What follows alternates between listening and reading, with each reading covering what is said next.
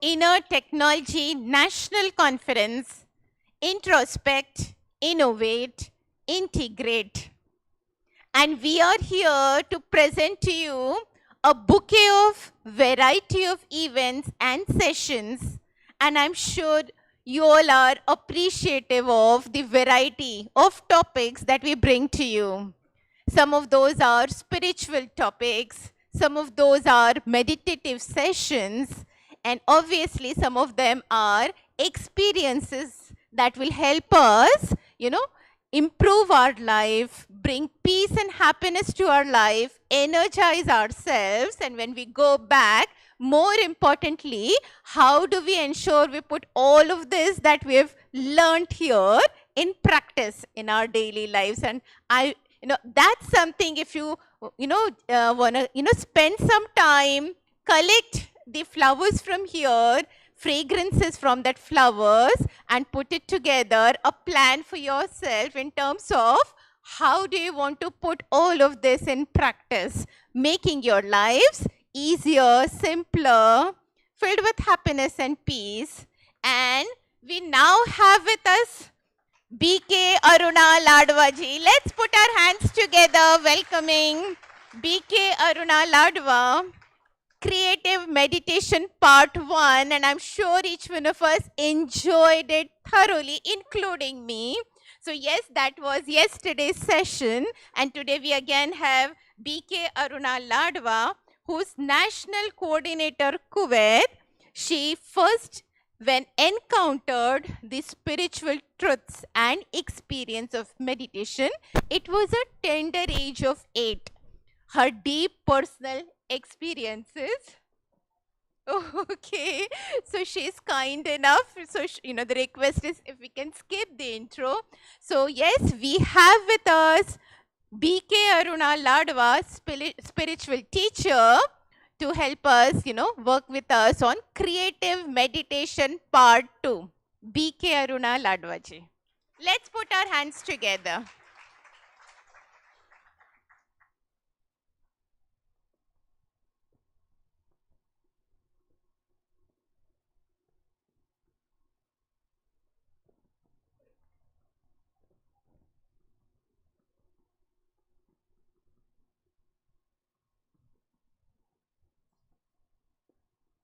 May I request people outside the hall, please, if you can come inside the hall, take your seat. The session is now start. It's just starting now. Please, if you can take your seats. Thank you.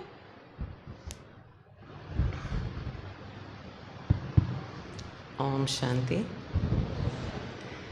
So let's just begin with a moment of silence. And in this silence, I would like you to think about how you are feeling. How you are feeling.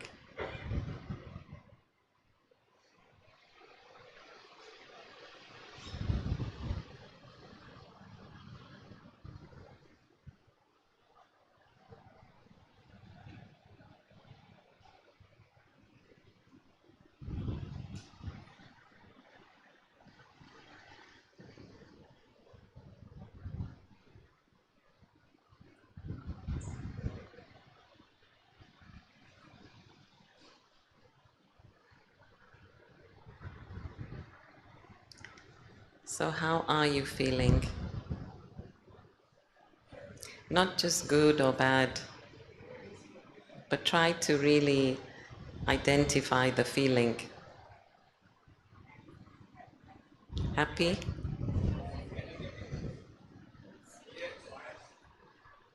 Can't hear you because of all the... Relaxed, okay? Peaceful? Light? Thank you to God, so feeling gratitude. Anybody feeling anxious and worried? Frustrated? Agitated? Energetic, okay, good. So I think you can all go home now, right?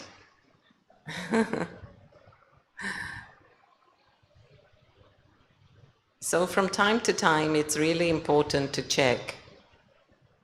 When I say time to time, I have actually done this exercise for 1 month and checking almost every hour, how am I feeling, how am I feeling? Because our feelings are the barometer of our life. When I'm feeling good, then I feel like living life. When I'm not feeling good, then I might feel suicidal. So to feel good is very important. Now what happens is that something happens outside and that makes me feel bad inside. So this is why we need the detachment. The detachment between what's happening in my inner world and what's happening in the outer world. Why should something that's happening out there affect what's happening inside? Now, next question. Which is the world that I can control? Right, you're all pointing inside. Yes.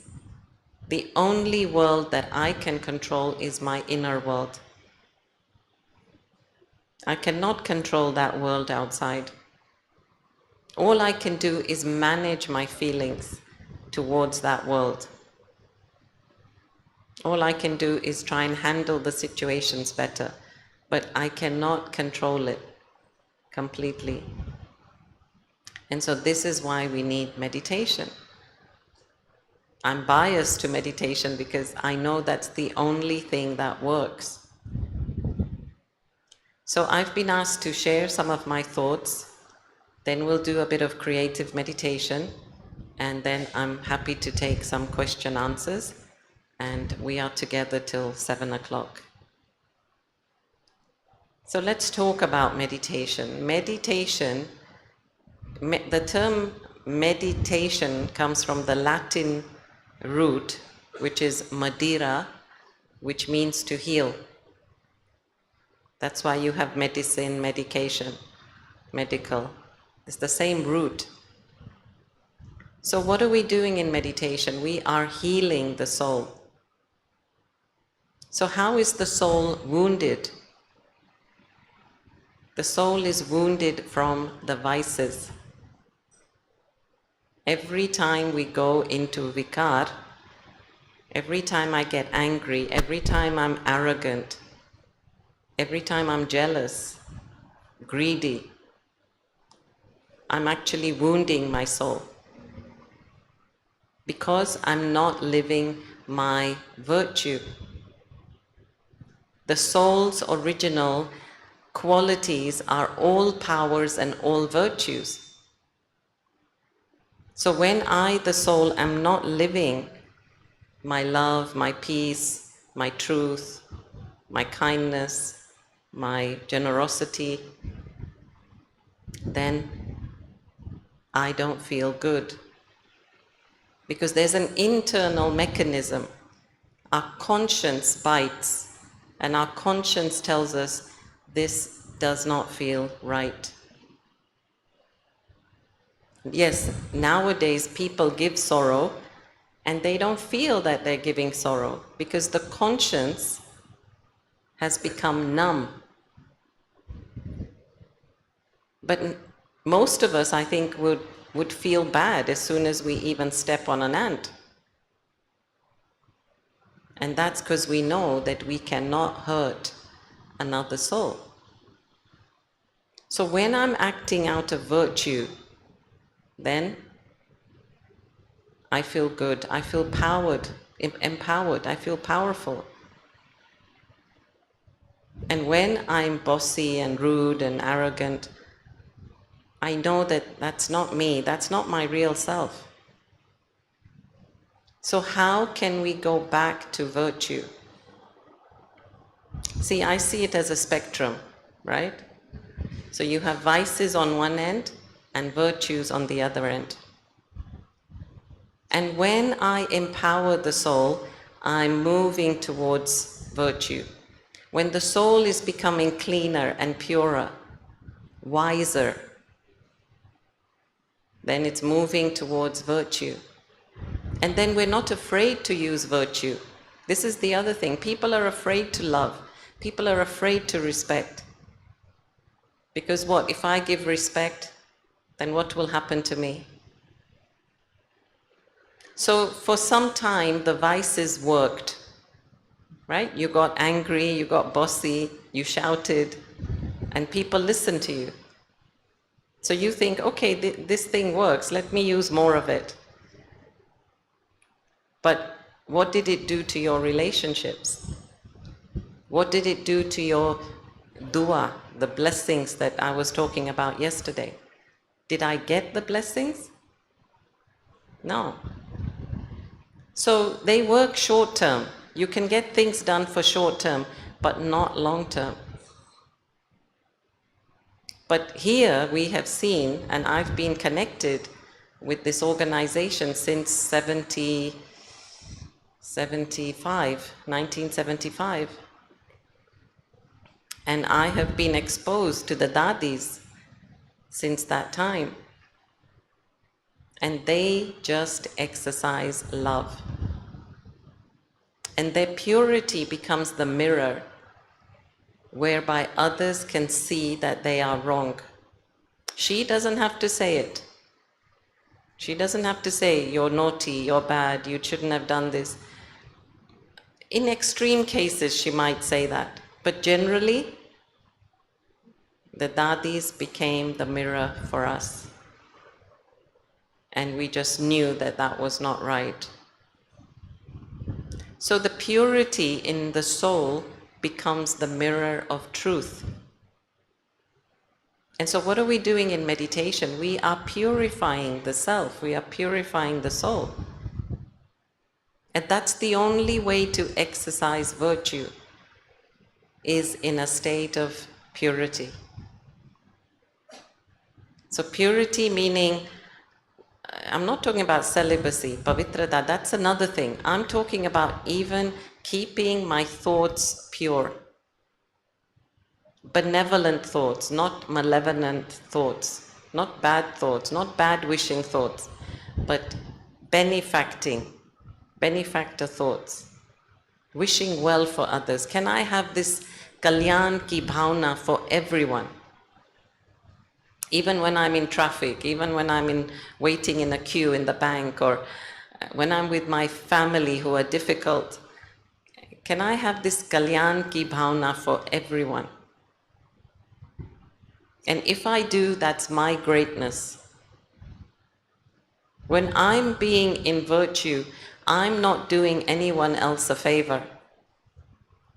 I'm doing myself a favor, because I know I feel good.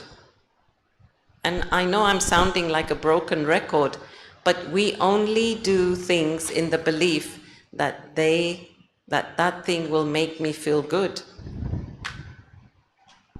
So when I'm acting out of virtue, I feel good. And that's why I do it. So I'm being quite selfish. When I'm being kind to you, it's not about you. It's about I want to emerge this quality of kindness. I want to create the good karma. I want to create a good future, good destiny for myself. So back to vices and virtues. So basically, I'll just go through them quickly. So we have Panch Vikar and main 5 virtues, Panch Gun, right? So let's say that you are getting angry. Did you know that anger is actually a secondary emotion? Nobody is just sitting there and then suddenly gets angry. Something happens. Something is done to you that makes you feel insulted or disrespected, or you're threatened, you feel insecure, and then, only then, you get angry. So that's why they say it's secondary. So let's say that you got angry. Now, when you are angry, you are actually trying to control something. Just think about the times that you have got angry. And it's probably trying to control the hammer, or the knife, or the people, or your children, whatever. It's always about control. So the opposite to that is to act peaceful. When I am acting peacefully, I am in control of myself. So opposite of anger is peace. Sometimes people say, if only they would become quiet, I can meditate. But it's not about controlling them, it's about controlling myself. So as I said, when I keep coming back to my root quality of peace, then I'm the master of myself. Okay, next, let's take greed. Right? Anger, greed, attachment, ego, lust. So let's take greed. So greed is I want, I want, I want. Is it ever enough? How many of you think you earn enough? Oh, good.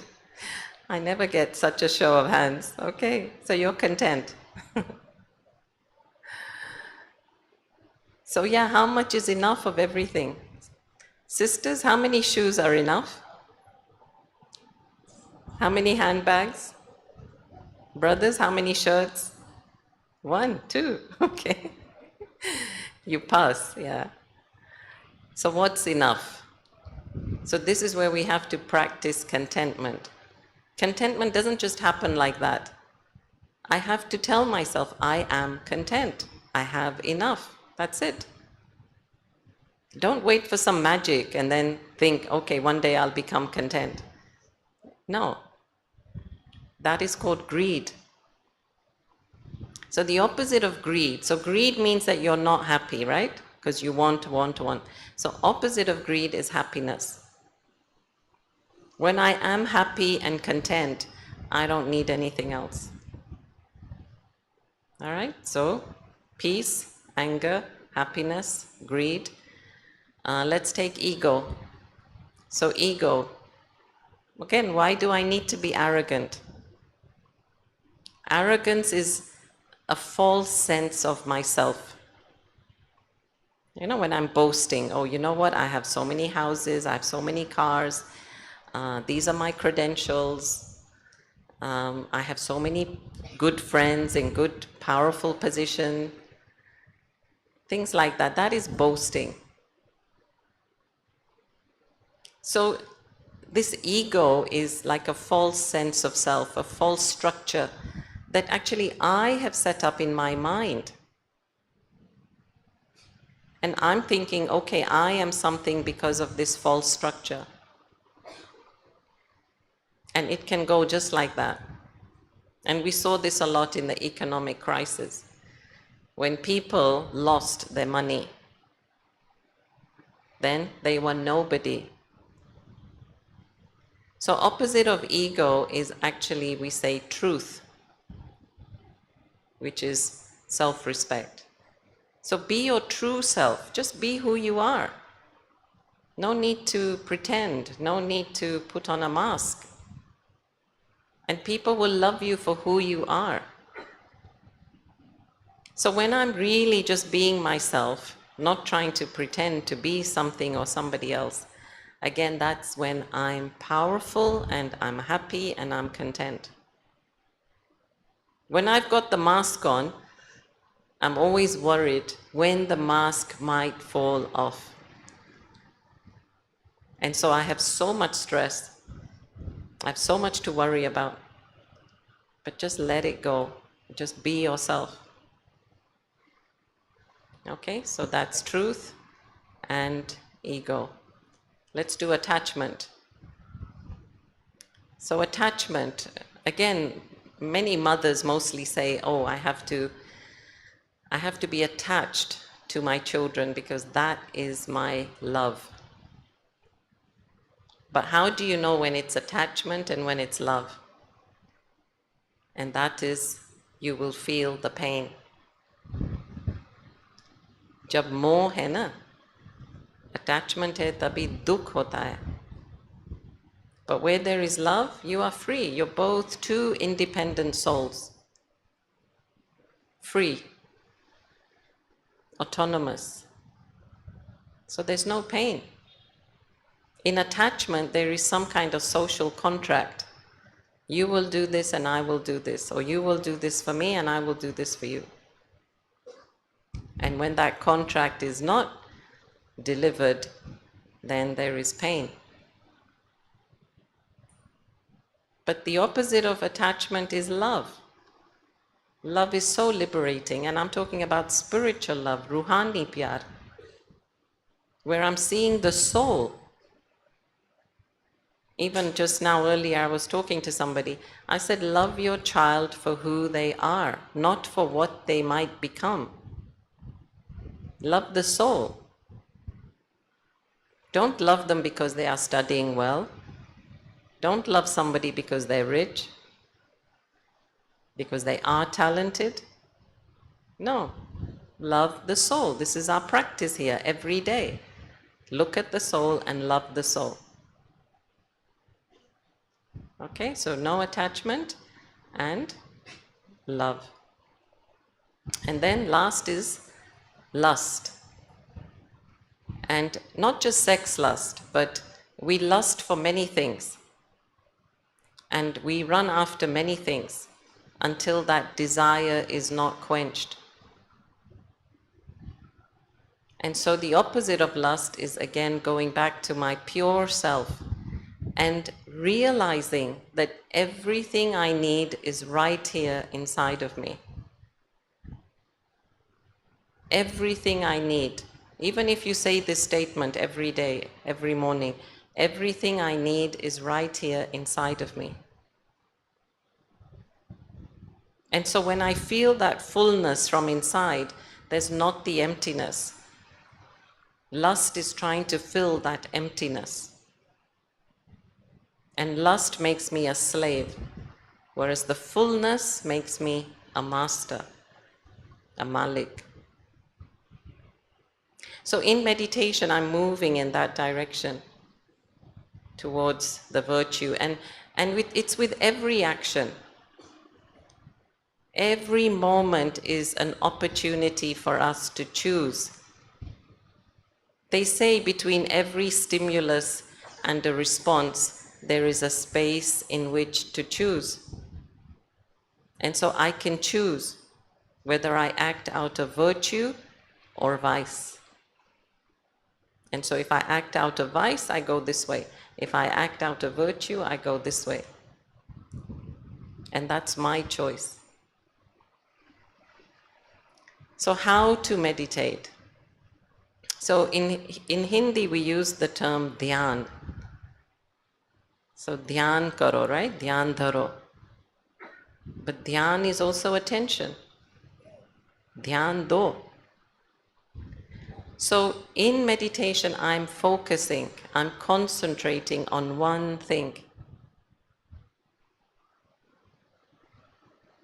In meditation, my full focus, attention, is on one point that I choose to focus on. So as you know, we practice with open eye meditation, and normally we have a focal point. Normally we begin not with Brahma Baba, but we begin with a picture of a soul. And so the idea is to just zoom in into that point. And that's just a springboard. It's not that you keep focusing on that. That's just to get you going. Because then afterwards you are so absorbed in your inner world that you forget that you're looking at this point. So why do we need that focus? And the best example we give is the laser. You must have tried to create fire at school, right? When you were young, with the magnifying glass. So you need to keep that glass stable so the sun's rays can become heated and you can create the fire. And so meditation, as I said, it's like a healing treatment. And I have to just stay still, and God's light is like a laser, and it's doing its operation on the soul. But I just need to stay still. Not just physically still, but still with one thought. So how long can I hold that one thought? This is dhyan.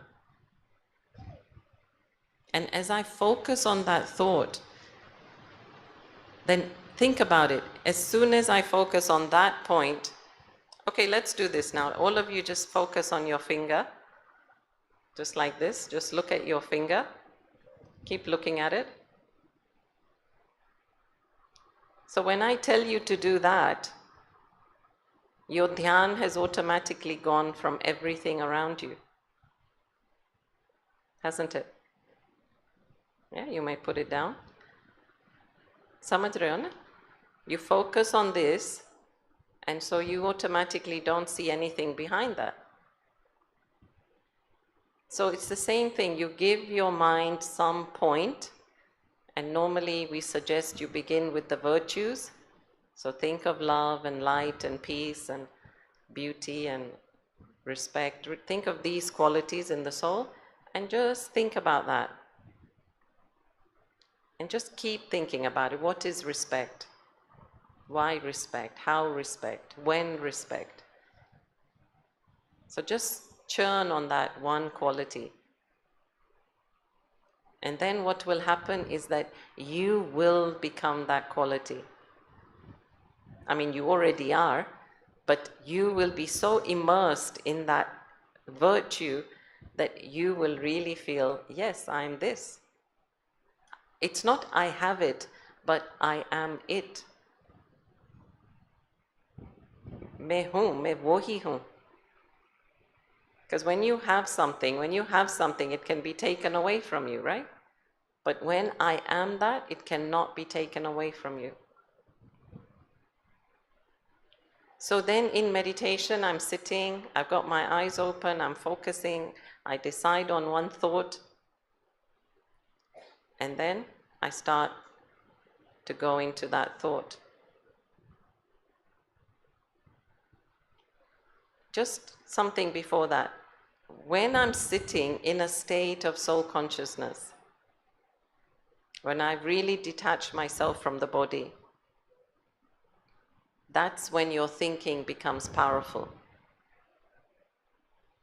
If you are sitting thinking, I'm a body, then all the needs of the body will pull you towards you.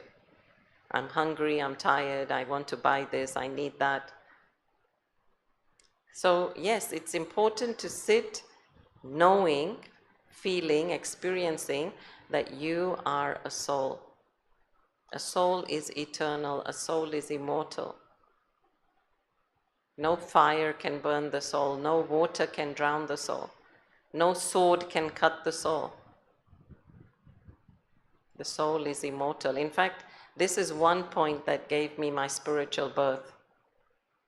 I came home once from school for my lunch, and my mother would make me something, and then she would sit with me and give me some gyan that she had heard in the morning. And that day she said to me, look, everything you see around you is going to be destroyed. And the only thing that is not destroyed is the soul. And at first I didn't believe her. I said, what is Mom talking about? And that whole week I looked, and look at everything around you now. The fan and the clock and the picture and the table, everything has been created by man. And it will be destroyed, or it will change, the matter will change. But the soul is immortal. And you cannot believe how much rahat this point gave to me.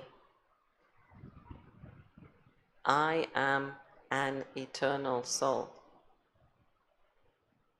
And that's why I say this is a part of my spiritual birth, spiritual awakening. Because I thought, oh, Mom is learning some fancy things here, you know? Okay, so let us begin with a few experiments. Maybe we can have the lights down, a little music. So I'll take you through a few experiments, just follow my thoughts.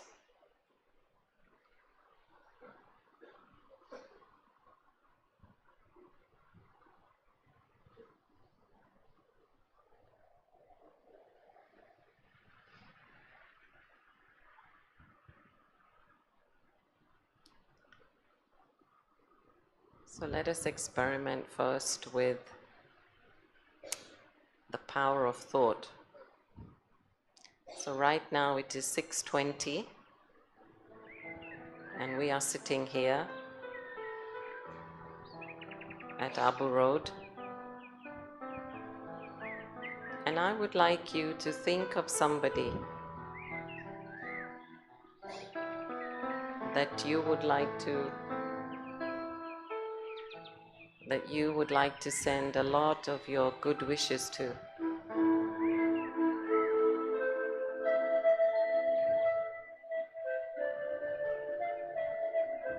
And I'd like you to just visualize that person in your mind's eye.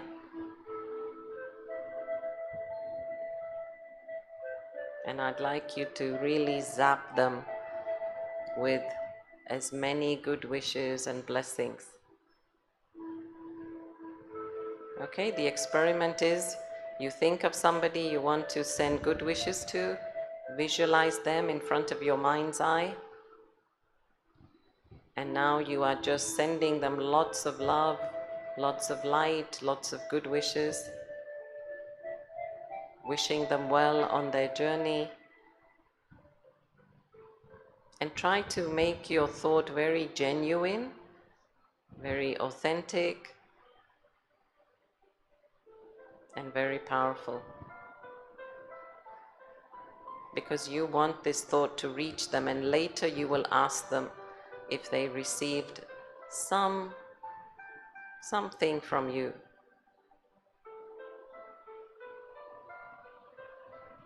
Just hold that for a few moments.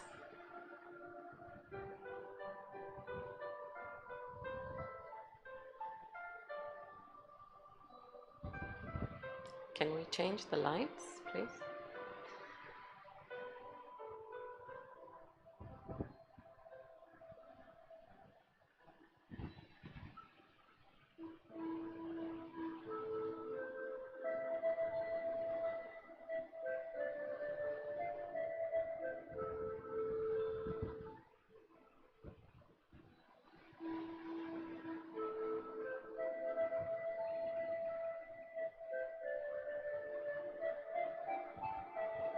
And just see their good qualities. Just see how wonderful they are.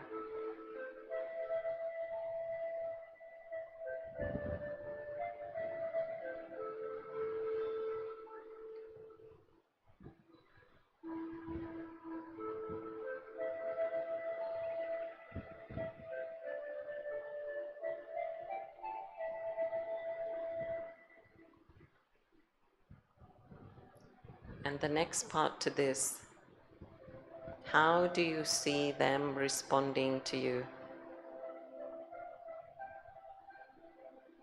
Just imagine in your mind, now that you have really zapped them with all these positive vibrations, how are they responding to you?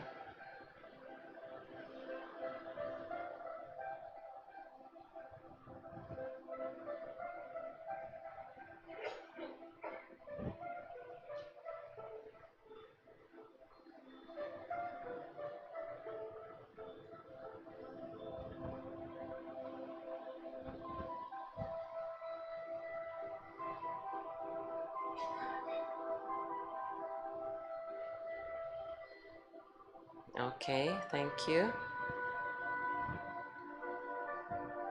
Next, I'd like you to imagine that in the palm of your hand you have a seed.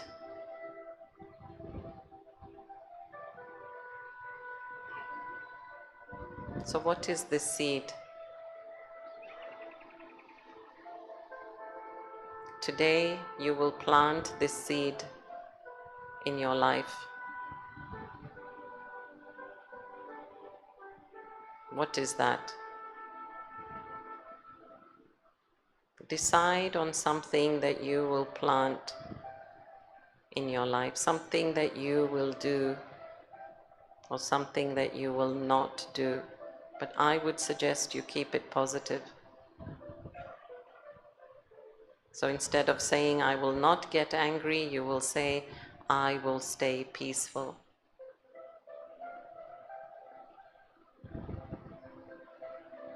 So just think of that one thing, just one thing.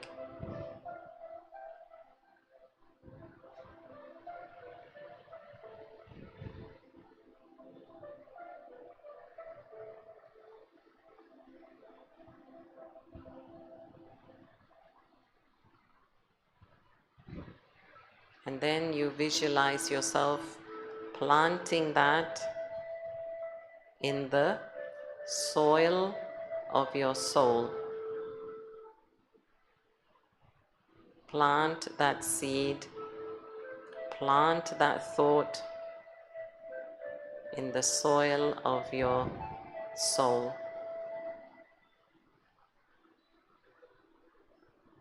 And we do that by really creating a powerful thought with conviction,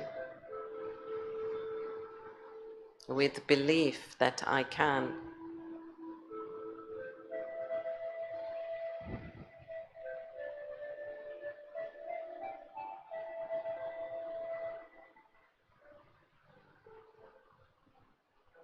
And now I would like you to just visualize that that seed is sprouting. The seed is growing. And so let's say, for example, you did choose peace. Then how is that peace manifesting in your life? Is it the way you talk? Is it the way you walk? Is it in your relationships with others? Is it with your children? Is it with things? Just visualize how that seed is growing in your life.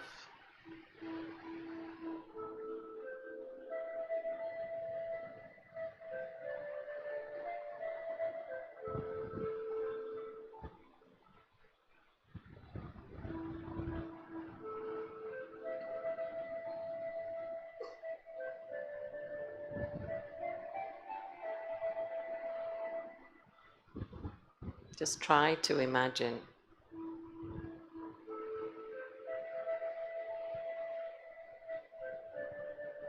And now you see that turning into a tree.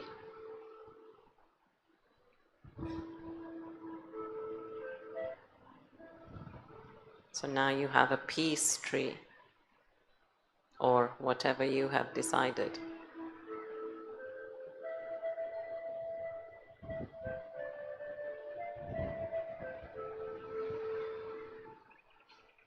Now the beauty of the tree is half of it's very solid, very firm, very strong, and the upper half is very flexible.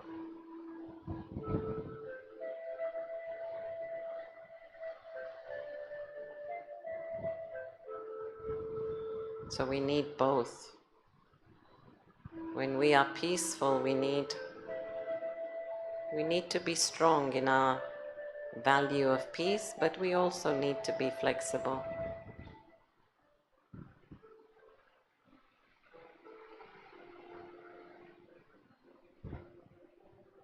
So just hold that last image in your mind, this tree that you have now created.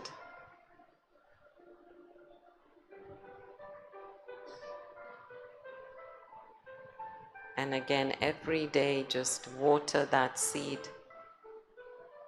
with attention. It's the water of attention.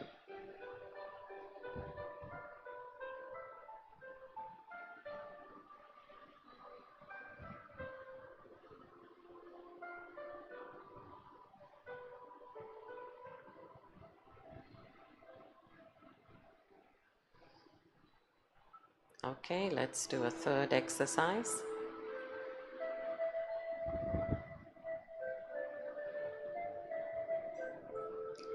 So you have spent a few days here now, and you're getting an idea of what are your strengths, what are your weaknesses, what you should do, what you shouldn't do.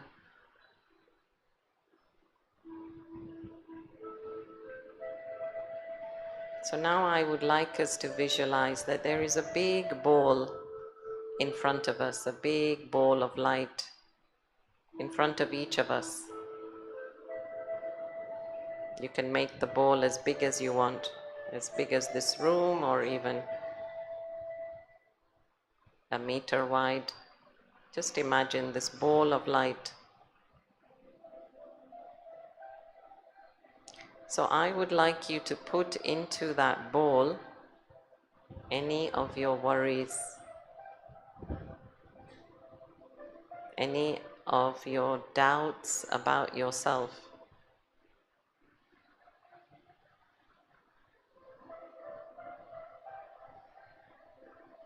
And also anything negative that you might be thinking,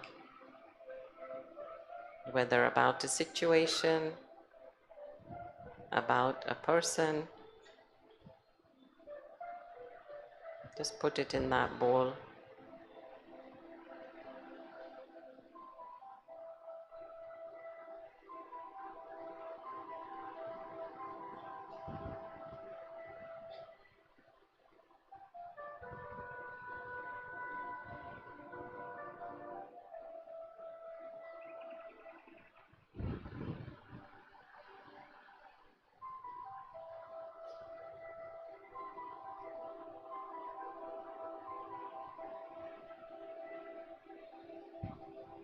You can put as much as you want.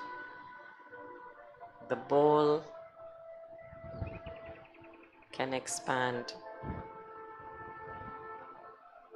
Just put in all your rubbish.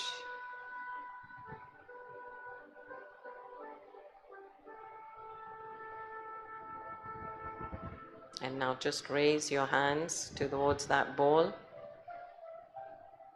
And I would like you to actually visualize that you are actually letting that ball go. Just go through the motions of just releasing that ball. And it's flying away, far, far away. And you're actually quite relieved that you don't have anything to do with that anymore.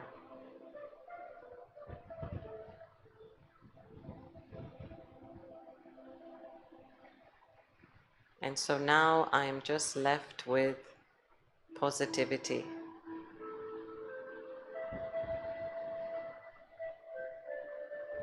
I'm just left with virtue.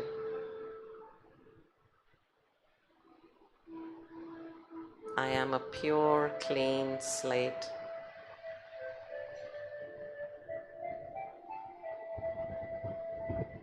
And that's how I like it.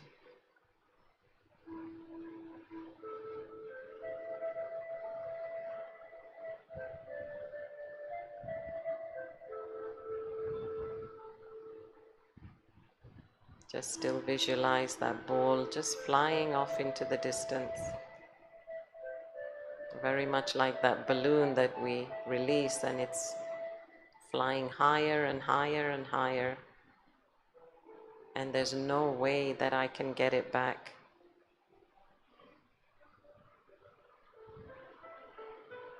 It's gone. Just say in your mind, it's gone.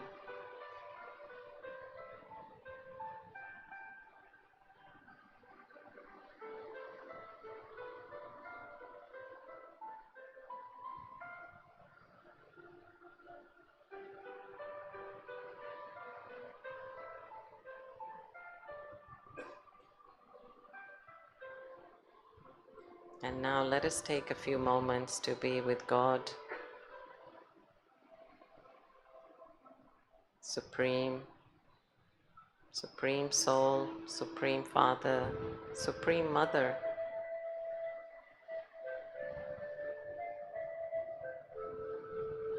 And so God is just one thought away.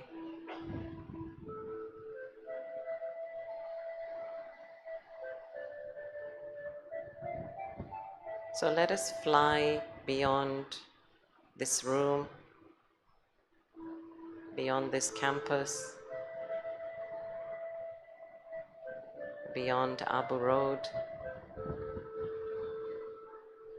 beyond Gujarat, Rajasthan.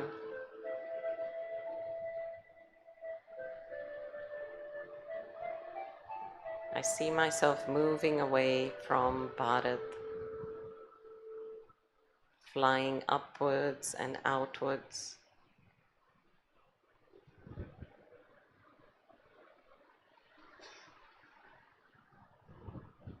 I see the whole globe now.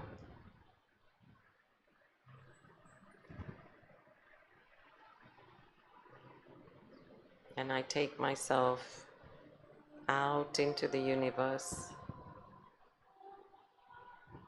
where it's becoming more and more quiet.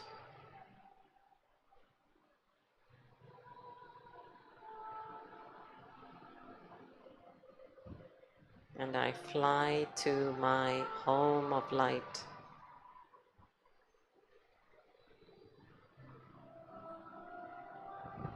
And here there is my Baba waiting for me.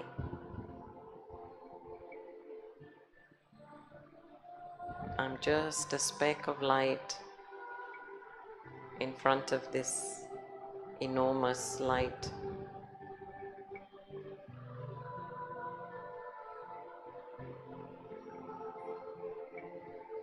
But it's a very soothing light.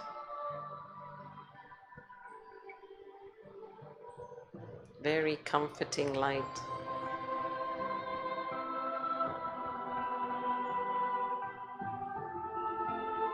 And it's just soul and God.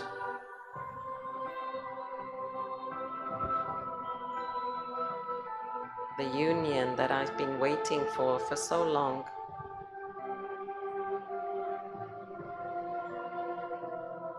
And here is God, so accessible.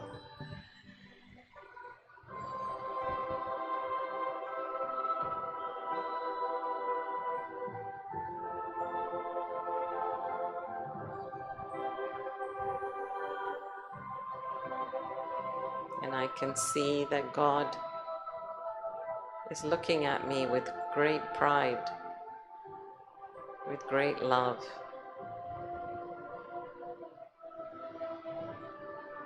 Because the soul, the child, has finally arrived home.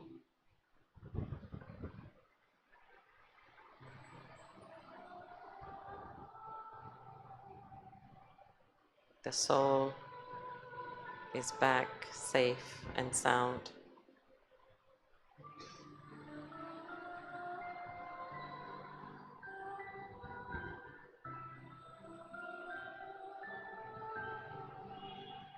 And so I decide to stay here. I decide to create for myself a little room with God as my neighbor.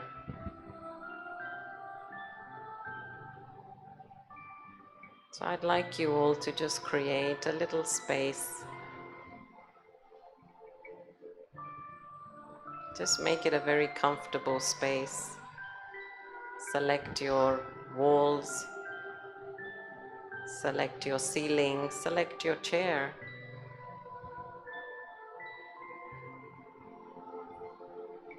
And this is where you will come to sit with God every time.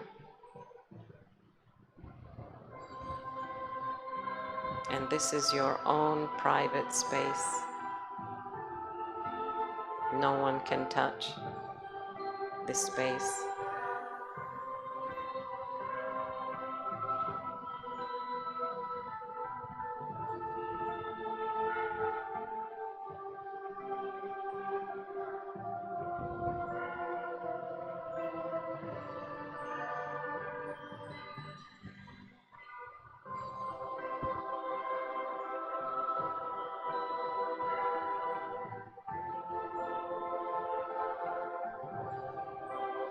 create a window in your room so that you can see God's light.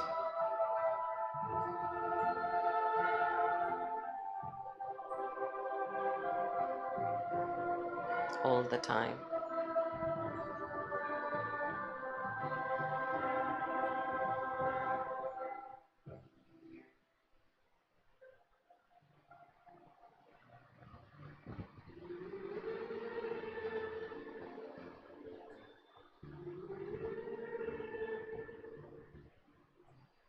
And when you're ready, we return back to earth.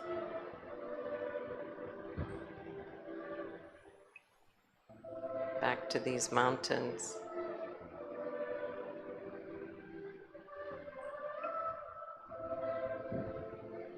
Back to this hall.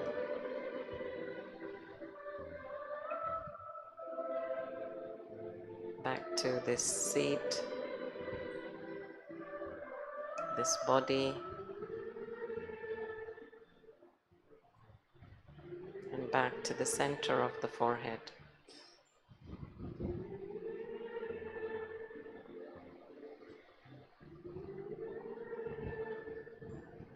Om Shanti.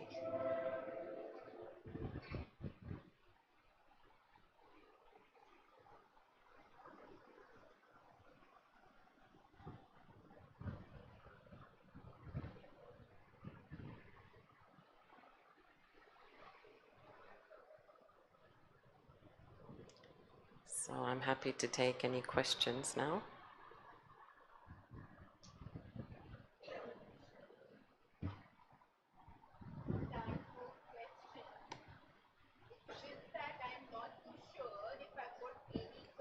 Left in my mind after these series of energetic meditations. But yes, open to questions, any questions coming.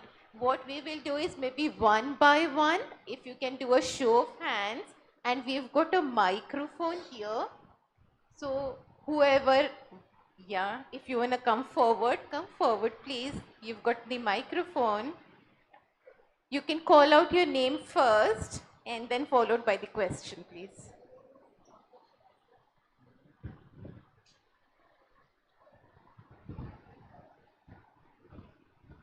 Do you want to put it on, please? Yeah. Hello. Yeah. Yeah, my name is Mamta. And sister, whenever I do meditation, no, I start feeling emotional. I start crying. I don't know why it happens. I don't know how to control it. Well, maybe it's new. Maybe some new experience, a new concept. But you will get over it, because in the beginning I was also having tears, but I knew they were tears of love. Every time I would look at Brahma Baba's picture, I would have a lot of tears of love. So for me, I really felt like I came back. It will subside. Yeah, Slowly. definitely. Okay. Yeah, keep doing it, it will subside. Okay. Thank you. Okay, time for next question. Okay, sister, if you want to come forward, what we'll do is we'll probably cover the room. So next time, somebody from that corner, please. Yeah, please go Shanti on. sister, I really wanted to ask one question that sometimes while meditating, I feel like I should talk to the God, and then when I try to try to have a conversation with the God, I experience one difficulty that the response is not coming, and I am not able to understand the signals, like to whom I am talking. So, what is the proper way how to communicate and how to get answer also, because sometimes I feel the need that it should be like in a physical body so that I can communicate. No, I only one way communication is there. I am not getting anything and getting any answers. So that difficulty I face. Okay. But I truly believe that God is there. But when it comes to abstract thing, my mind is not logical mind is not getting satisfied. Okay. Thank you.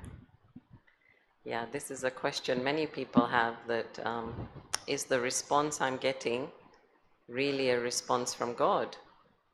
And actually we don't always know for sure. And so we used to actually clarify it with the dadis. We used to confirm it with the dadis. Because is it my manmat? Is it my desire? You know, when we want something so much, we say, oh, well, God is telling me to do this. When it's really my manmat. So what I would like to say is, yeah, one, get it clarified by some, senior spiritual person. But the other thing also is you will feel it, and if you're really honest with yourself, you will know whether you are cheating yourself or whether it's really something that, God wants you to do.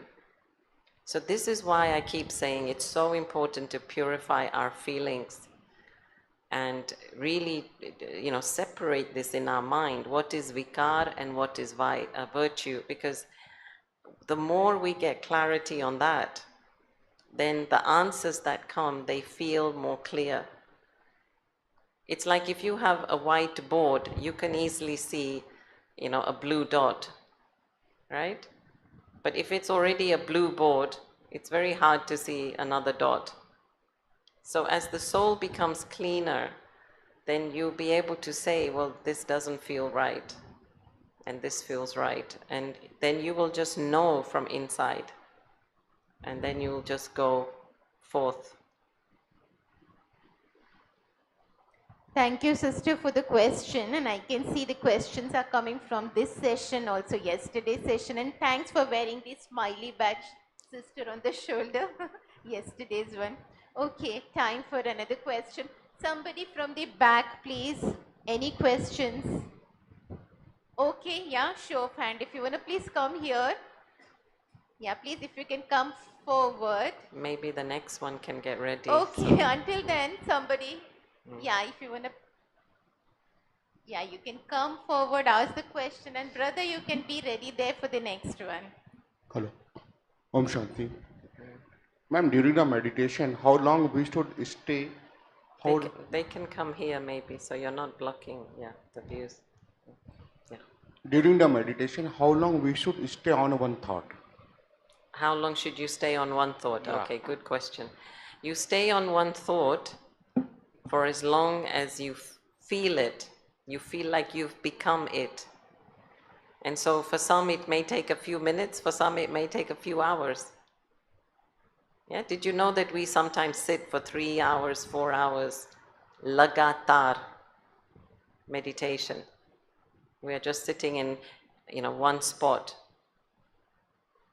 Not mostly more than that, but 2, 3, 4 hours just. So then you are experimenting with different things. So basically the idea is that you and the thought become one. See, we have 7 or 8 virtue, and we have to. How many? 7 virtue. No, you have more than that. Everyone has hundreds of virtues. Oh, might be possibility, and I am right now concentrating on one, and I Okay. have to master on others also. Okay. So how long I should stay on one, and we decide to move another one? Well, like I said, till you feel it, till you become it, till you feel that, yeah, you've had a good taste of that. Do you see? And it's not that you will cover all the virtues in one session.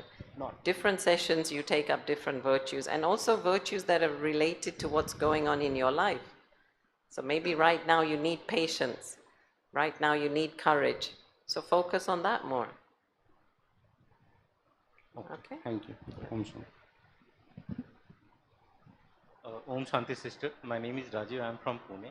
So sometimes while doing meditation, I am lost, I get lost, and also I feel asleep actually.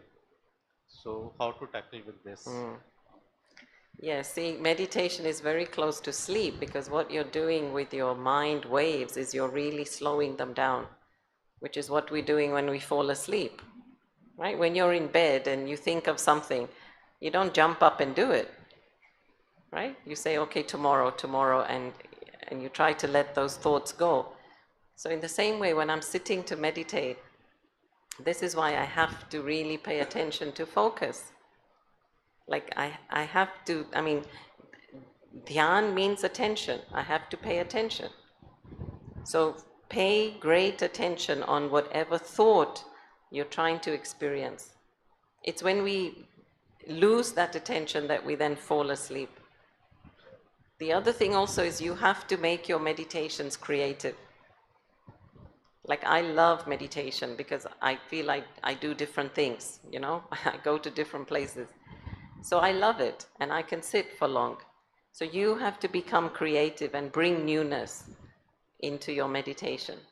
It's not just I'm soul, God is supreme soul, bus connect. No, make this relationship alive. You know, when you get to know somebody, you want to spend time with them. And then you ask them, yeah, what do you do and what and how, and you go out maybe together. Here too, when you're even walking, driving, you know, take God with you. Speak to God sitting in that traffic jam. Speak to God when you're waiting somewhere. And make this relationship alive, and you will feel that this is, you know, God's touch. Many times in my life, I know that no human being could have intervened. It was only God. That's where I have this faith that, you know, Baba is with me all the time. Like help comes along, or things get done, or, you know, it's magical, very magical. But you have to make it new and you have to keep it alive. Thank you, sister. One last thing. Uh, what is the preferable way to do meditation? Like, should we keep our eyes closed, or should we keep it always open and focus at a specific point? Definitely to keep it open, because this is how we are taught. This is the Raj Yoga meditation. Because when we have our eyes closed, we can go off onto this noddy land that you're talking about, you know, falling asleep. But with our eyes open, we are practicing. Let me give you a story. When I was living in Vancouver and I was looking for work, and I went for one interview, and by then I had been meditating 10, 15 years. And I didn't get the job, but he commented how I was able to not lose eye contact with him. And he said that no other interviewer was able to do that. And that's just our practice of just looking at a point, focusing. So yeah, people notice that it's a strength. You know, that's not the strength needed for that job, but it's a strength, right? So just keeping your eyes open and being aware of everything, but yet not being affected by it. That's also a practice you will develop. So then you're not distracted. Thanks for the question. Please, if we can get your name before you ask the question. I'm Suresh, Om Shanti from Bangalore. I'm currently dealing with a dispute with my builder. I'm a customer and I'm constructing a project. So builder is not allowing me to take possession of the building. So I'm sending positive vibrations, though he has done bad about. He was a very good friend of me since a month or two. He was a good friend too? Friend of me until when the project was in progress. The project is about to close and he now stopped the project and he is not letting me to get into the building or operate anything now. So I'm trying to communicate, he doesn't want to communicate. His lawyer or somebody is writing emails, but that's provoking me. So I'm not writing to get provoked and writing that email. I'm trying to write only positive messages, but still it's not working. So what's your question? So what you want to fix him? No, fixing is not in this. That's not objective. So be clear on your question. What's your question? What do you really want? I want a smooth handing over of the project. Yeah. Good. You want a smooth handing over. Good. So yeah, sometimes, you know, it's not about meditation. Sometimes you need a conflict mediator. You know, not everything can be fixed through meditation, in the sense that it's good that you're sending your good vibrations and everything. No doubt, that will help. Okay? But then sometimes you need to bring in a professional who can say, okay, let's solve this dispute. I mean, that's why we have the law, no? The law is there to help with things like this.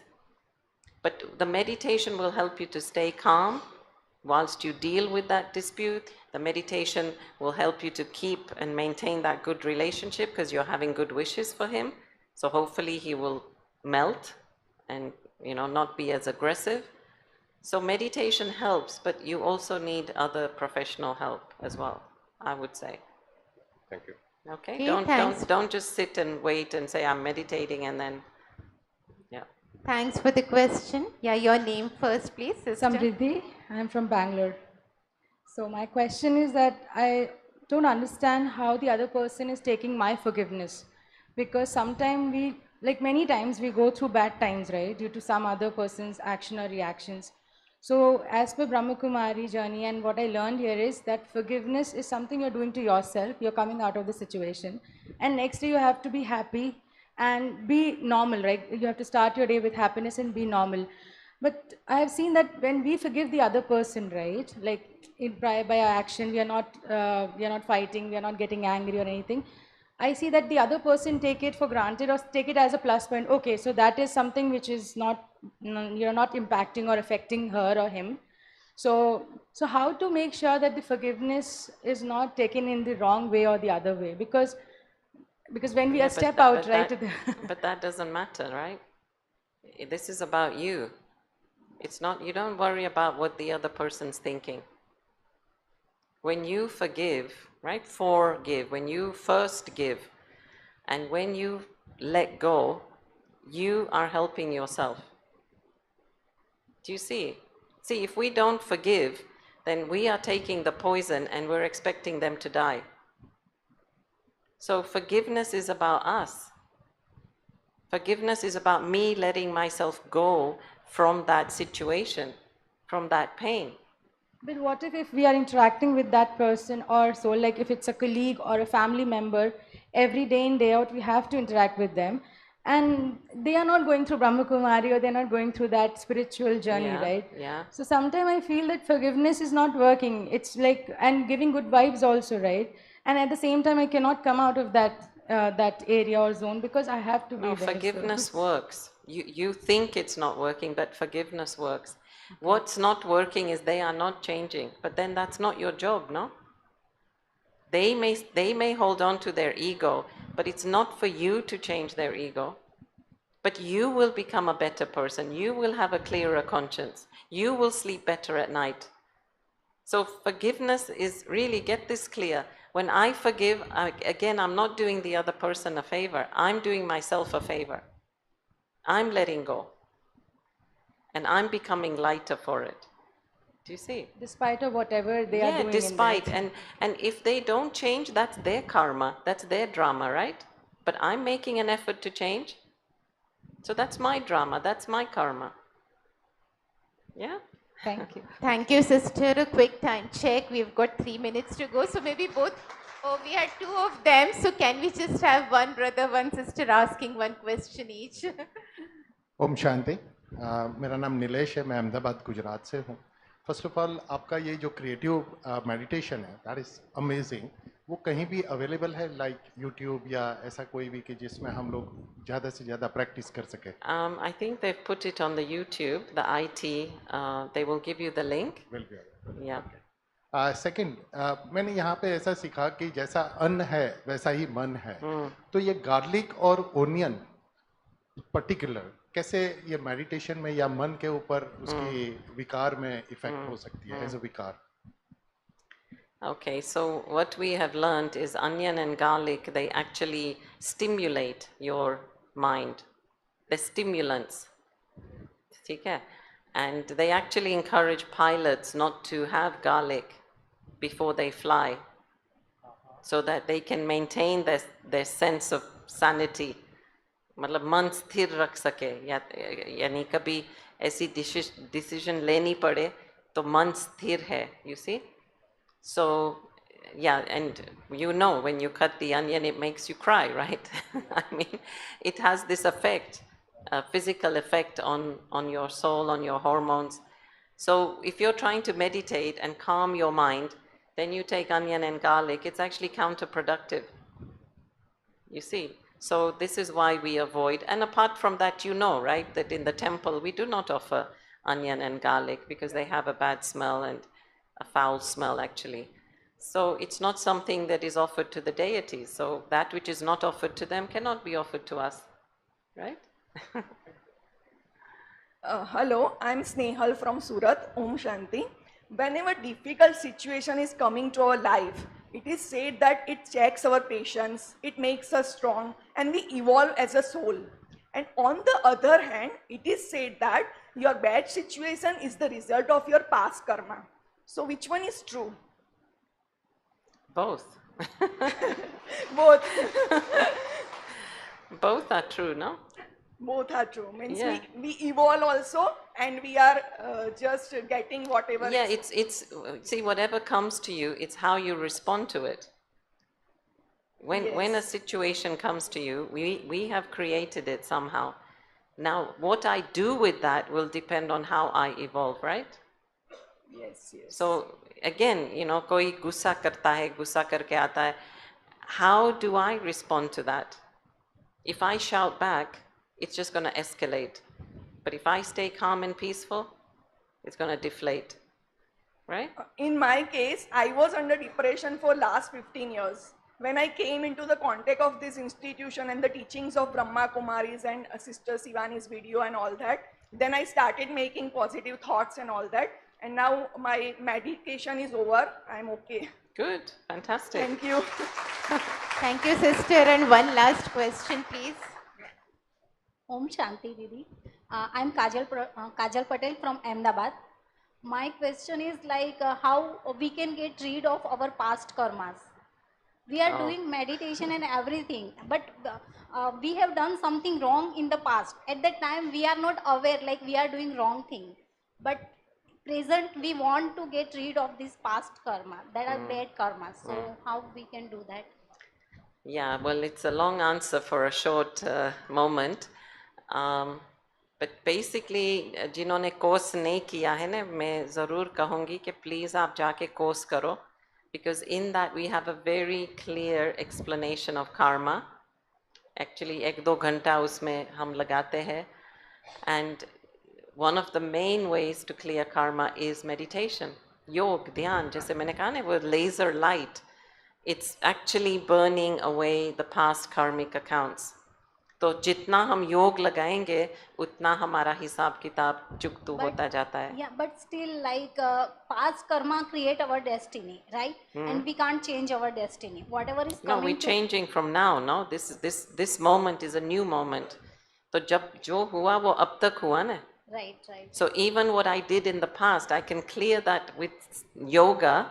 So it's not that it has to come to settle, and I now continue to do good. So keep planting good seeds of good deeds. Okay, so the present and the meditation that only help to get rid of these bad karmas. Yeah, see, can I just take a minute? Sure, Yeah. please. See, basically, we have in our soul hisab kitab, right? Credit and debit. So the soul is bankrupt. Why? Because we have a lot of debt. We have done a lot of pap and we have very little credit. तो समझो ये आपका bank account है, ठीक है? तो आप थोड़ा bankruptcy के तरफ हो तो क्या करेंगे? What will you do? First you will stop spending, right? Because you don't have anything to spend. So here we have to stop doing the negative karma. Spending means I cannot afford to create now a new negative karmic account. ठीक है? Okay. Then I have to start saving. And that means I have to do as much good as possible.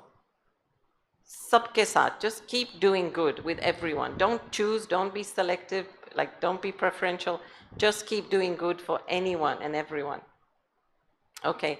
Then कभी-कभी क्या होता है कि हमारा कुछ date होता है तो हमारे पास एक अमीर बाप होता है या अमीर अंकल होता है, वो कहता है चलो मैं इस महीने का ये क्रेडिट कार्ड में सेटल कर देता हूँ, right? So then we have this help. We have this help from God.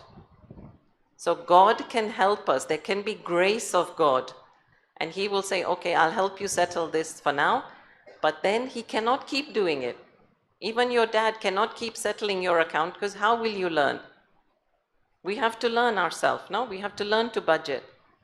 So from time to time, Bhagwan ki madad hoti hai, but then we have to learn to manage our actions. ठीक है? फिर क्या होता है कि कभी हमारा settlement भी हो जाता है, इसलिए हम कभी पाँव तोड़ते हैं, हाथ तोड़ते हैं, कुछ शरीर से होता है, कुछ हमारी चीज़ों से, स्थूल चीज़ों से होता है. This is also settlement of account. तो जब भी ऐसी बात होती है ना, you just say to yourself, okay, it's a settlement. Don't think too much. कहाँ से, कौन, कैसे, no, बस हो गया. If somebody stole your handbag, okay, khalas, account settled, full stop. Don't think too much. Do you see? So like I said, it's a big topic. It can be covered in detail at the center. So please do the course. So thank you so much. Thank you, sister. Thank you very much. And we wish we could have gone on and on with the interesting conversation and the questionnaire session. It was really interesting, enriching. I hope you all enjoyed the creative meditation yesterday and today. So a big thank you, sister. Thank you very much for your time and for the golden enlightening words. Thank you very much. And taking this forward, yeah? So in a technology national conference, introspect, innovate, integrate, and we are today working on integrating all the stuff we've learned around soul, supreme soul, and integrating within our own selves. And we did have an interesting creative meditation session, and followed by this, yeah, we're gonna have yet another meditation session where we're gonna experience who I am. I am a soul. Who is God? God is point of light, a soul, a supreme soul. And how do I connect with the supreme soul to get all the powers, all the virtues, the treasures, and making my life peaceful, filled with happiness and blessed life. And for this, we've got Sister Vidhatri with us, who's gonna take us through yet another meditation session. Big round of applause for Sister Vidhatri. Please put your hands together and let's welcome Sister Vidhatri. Over to Sister Vidhatri, please.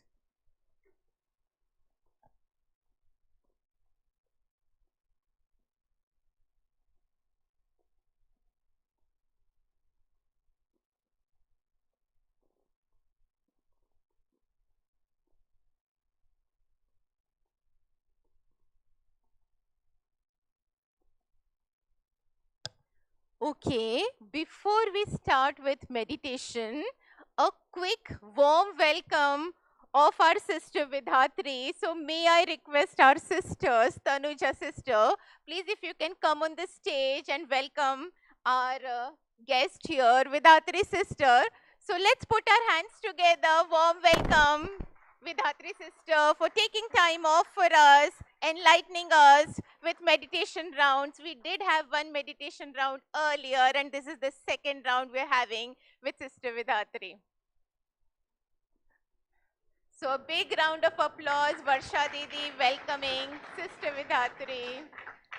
Let's put our hands together once again, please. Warm welcome to you. And with this, I hand over to Sister Vidhatri. Over to you.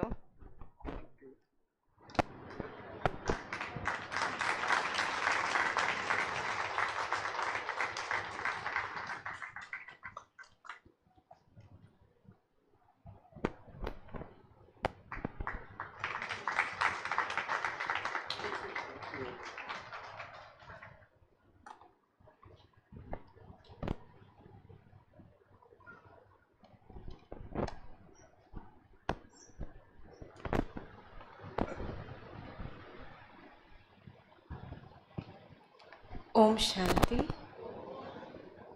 Let us make ourselves relaxed and alert for a soulful experience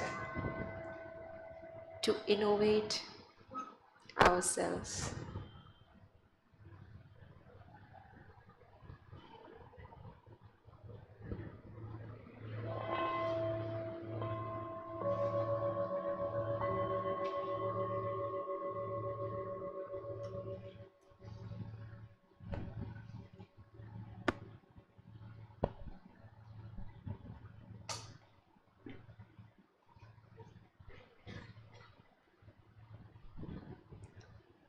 Relax your body.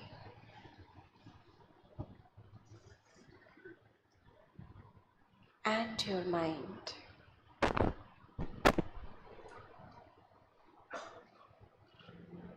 This is my time for myself.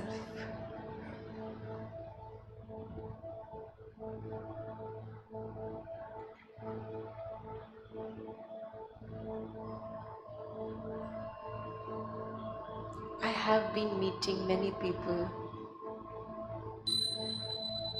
throughout my life, and I have met so many people even today.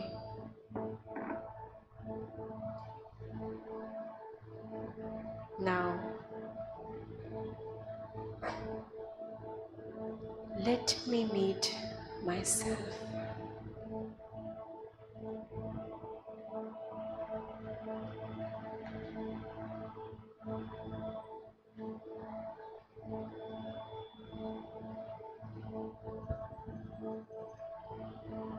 Taking your attention inwards.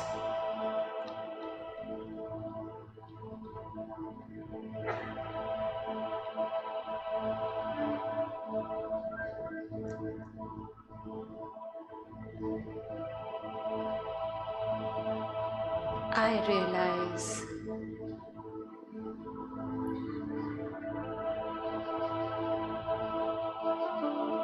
who am I?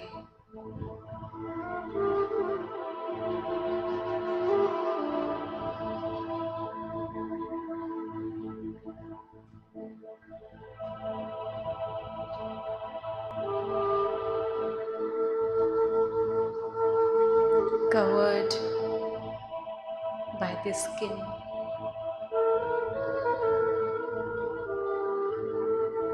Incognito within this body.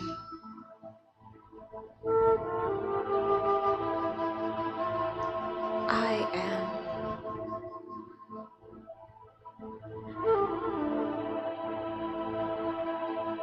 a being of light.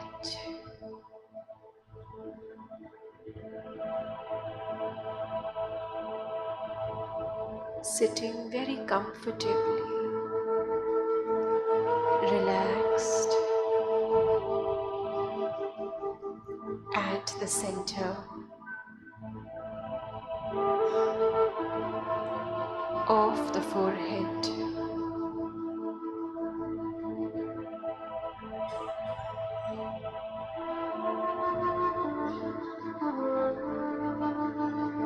Look at yourself, your face, between the eyebrows. Feel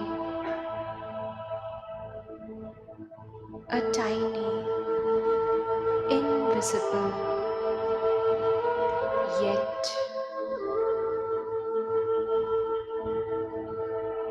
a very powerful point of light.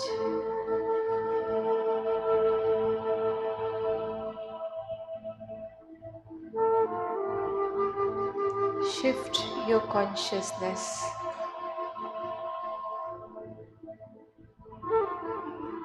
and experience. I am this point of light.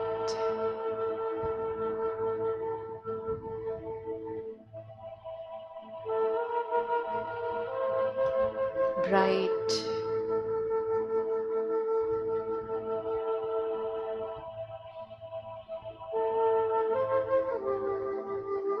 I radiate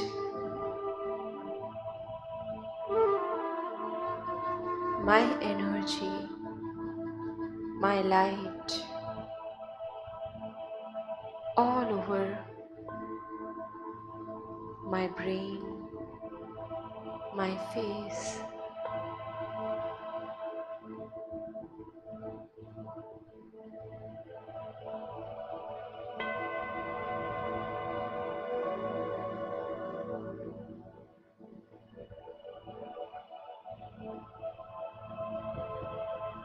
This is my original identity.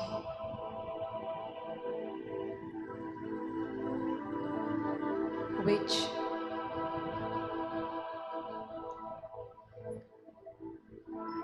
I have understood completely now.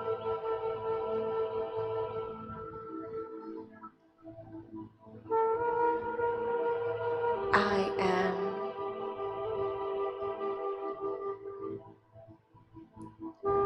a point of peace,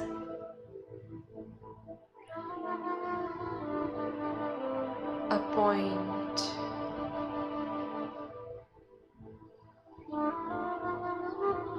of love, a point of happiness. My world has all of these qualities.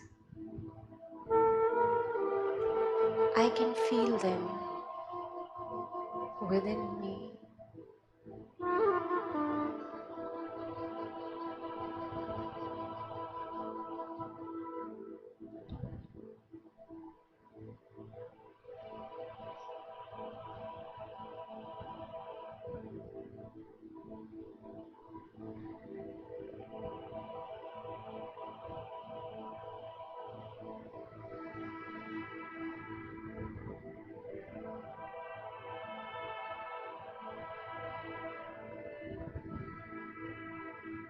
This light of peace, of love, joy,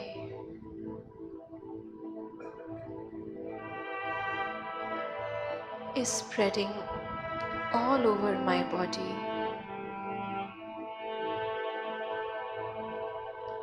My face is glowing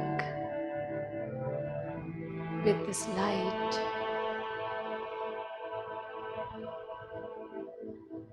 full of my inner treasures. I am so wealthy. I am so fortunate. And I am so contented.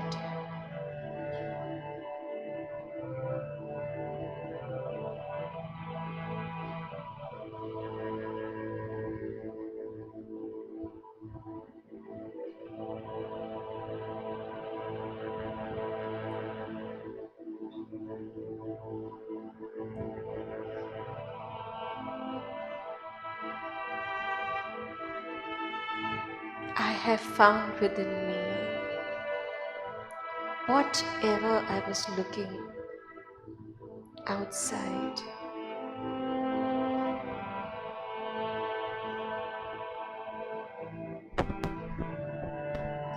This is a new me.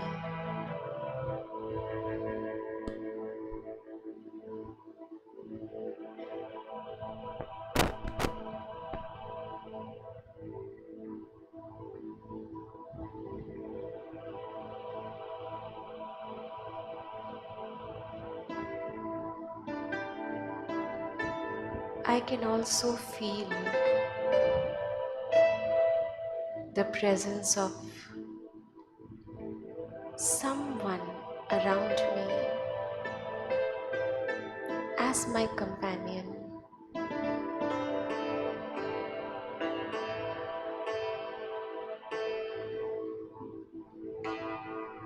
And I realize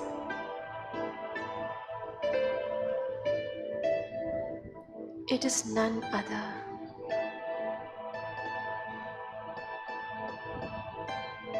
than my Father, the Supreme Light,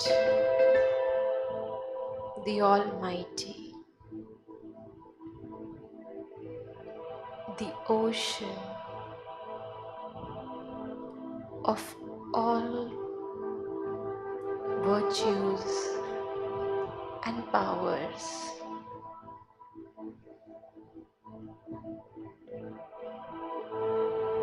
I welcome him in my life as my companion. Through the eyes of my mind and intellect, I can see that point of light shining bright in front of me.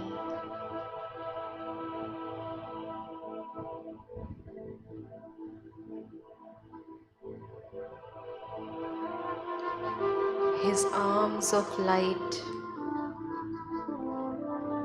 stretched wide to embrace me.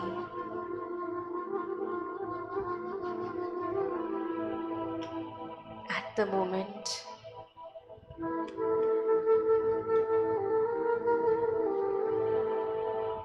it is only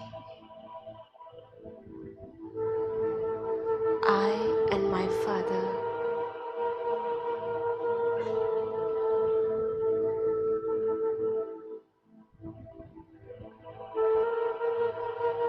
He knows me more than I do.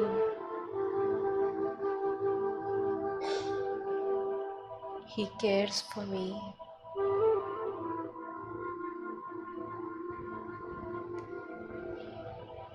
He has been with me throughout my journey, which I can now feel as I reflect back.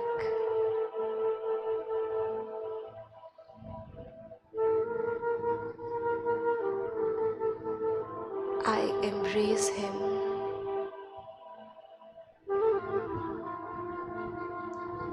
and allow his divine light to envelop me.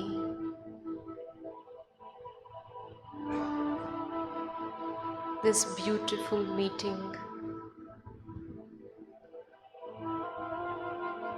of two divine lights, two eternal soulmates,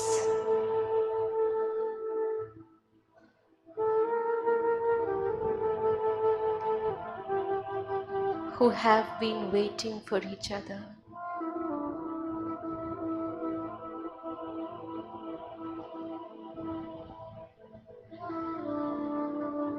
I feel so enriched,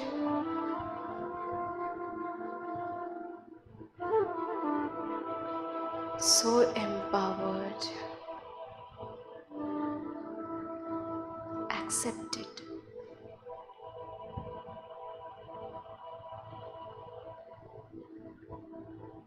and protected.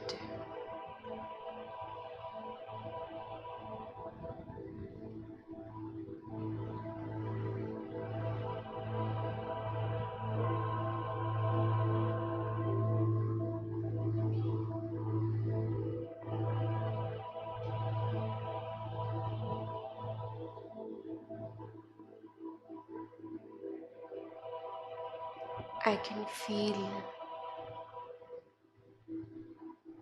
the love of God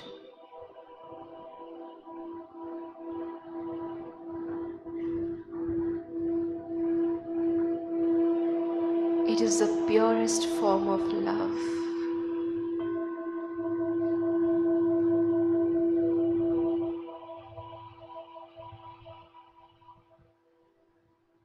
And it can completely change my life.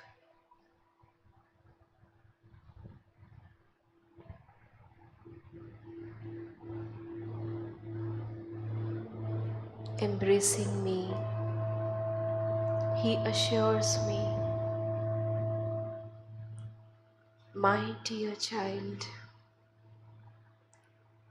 you were not alone, and you can never be alone.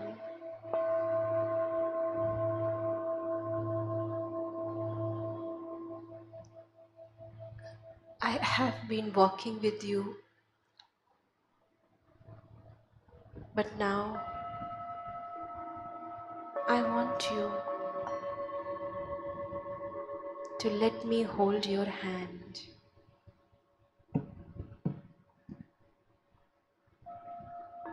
Let me take you in my lap. Let me take you to your purpose.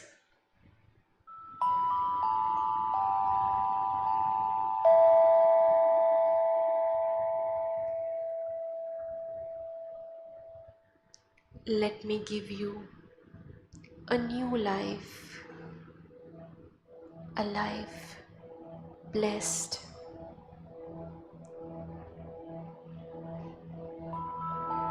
with everything that I have for you.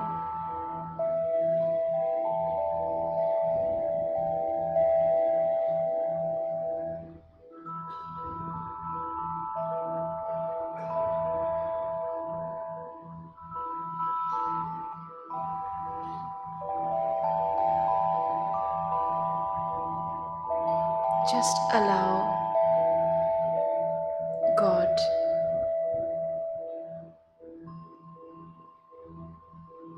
to fix a plan for my life so that I can walk the plan with Him into a new life, a new me, a new companion. Everything is so fresh, and I look forward to that life.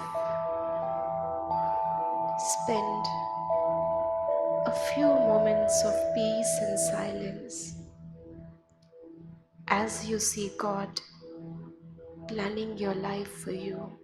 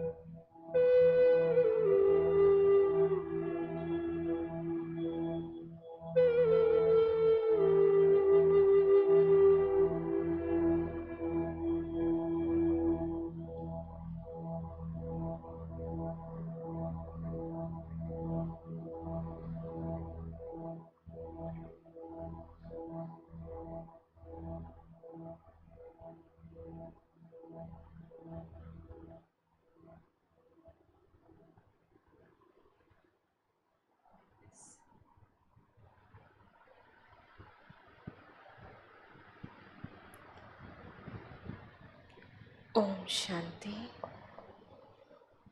With this awareness of your new life and new plan, come back into the present moment, feeling God to be your companion. Om Shanti.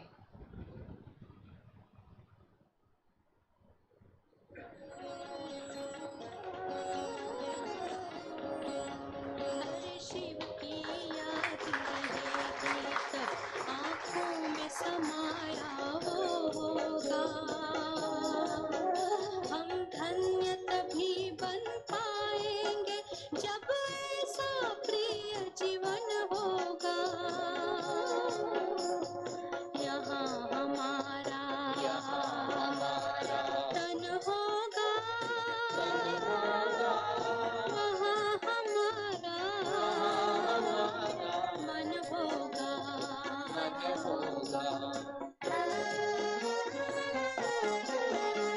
जहाँ होता है मानव का धन, वहीं होता है उसका मन। इसलिए परमात्मा ने बताया, मुझसे लगा लो अपना मन। हमसा नहीं कोई जमाने में, रचना रचता का ज्ञान जिसे, पर ऐसा भी बनना होगा नहीं कभी अभिमान जिसे। यहाँ हमारा तन होगा, वहाँ हमारा मन होगा।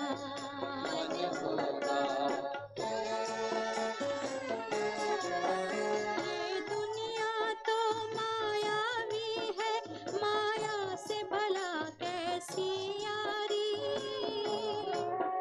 अपने तो दो ही ठिकाने हैं, वैकुंठ दुनिया निराकारी। धुंधला सा अंधियारा है, दीपक से उजियारा होगा। ये आँख भी तन का दीपक है, ये ज्ञान जीवन दीपक होगा। यहाँ हमारा तन होगा, वहाँ हमारा